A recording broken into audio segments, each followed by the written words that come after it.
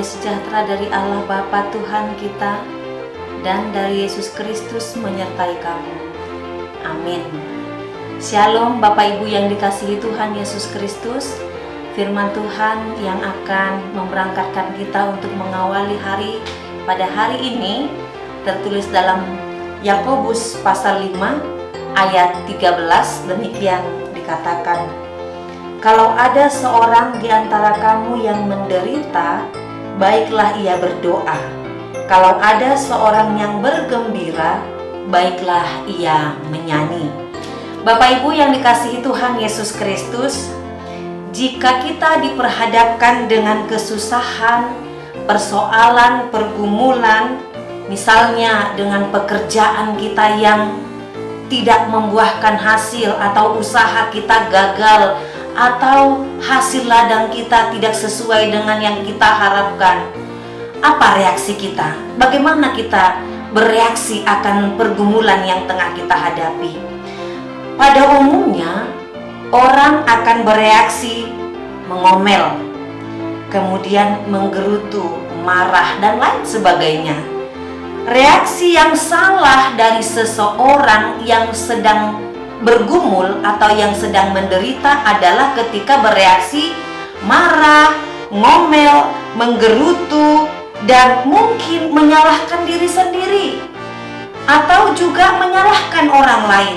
Ini adalah reaksi yang salah yang dilakukan oleh banyak orang ketika menghadapi penderitaan atau pergumulan. Tetapi harusnya reaksi yang benar yang dilakukan oleh umat percaya adalah ketika dia menghadapi pergumulan, harusnya dia yang pertama dia lakukan adalah berdoa. Itu yang diajarkan Yakobus, bahwa dikatakan kalau ada seorang di antara kamu yang menderita, baiklah ia berdoa. Berdoa menyampaikan semua keluh kesahnya, pergumulannya, penderitaannya kepada Tuhan. Bukankah itu juga yang menjadi teladan kita yang dilakukan oleh Tuhan Yesus? Tuhan Yesus ketika menghadapi penderitaannya di Taman Getsemani, dia berdoa dengan sungguh-sungguh. Yang kalau kita lihat dalam Lukas 22 ayat 44, ya Bapakku, jikalau engkau mau, ambillah cawan ini daripadaku, tetapi bukanlah kehendakku melainkan kehendakmu lah yang terjadi.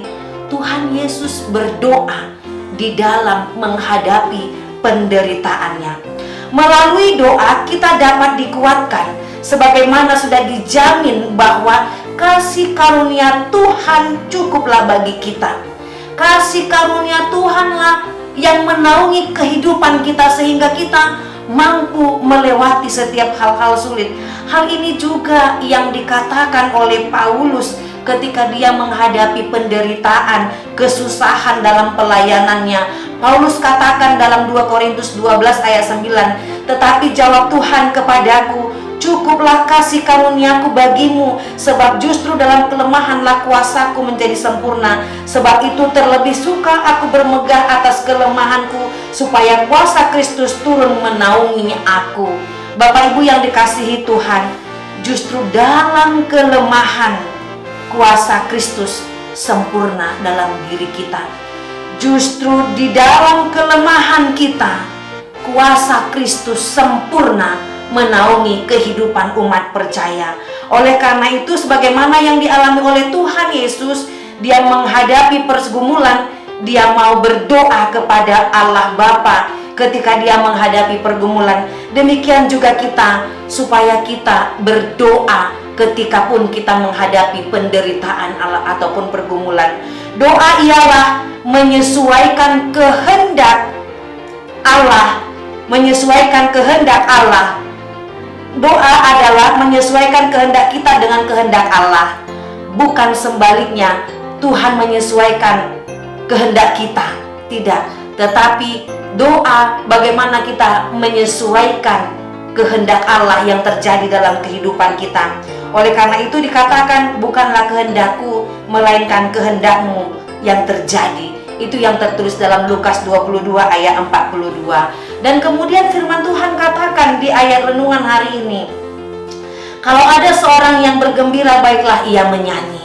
Betul, Memang tidak dapat kita pungkiri bahwa selama dalam perjalanan kehidupan kita sebagai umat Kristen tidak ada jaminan bahwa hidup kita terlepas dari penderitaan atau kesusahan.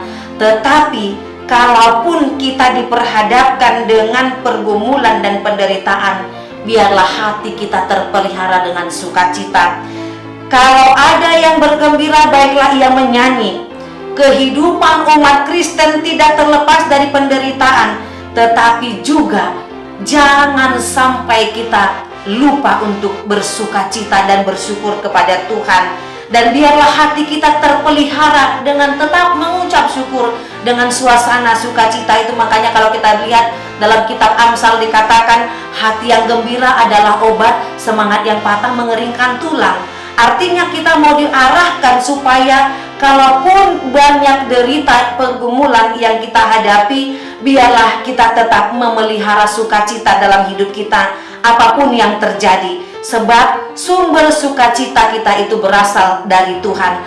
Perbuatan yang paling tepat untuk menyalurkan sukacita umat percaya adalah ketika dia mau bernyanyi, menyanyikan lagu puji-pujian kepada Tuhan sebagai sumber sukacita dalam kehidupan.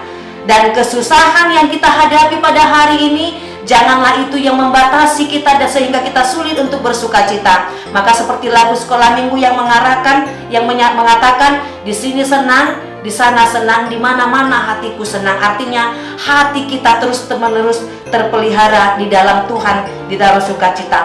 Oleh karena itu, biarlah hati kita tetap senang, tenang, dan jangan lupa berdendang memuliakan nama Tuhan. Filipi 4 ayat 4 mengatakan, bersukacitalah senantiasa dalam Tuhan. Sekali lagi katakan, bersukacitalah.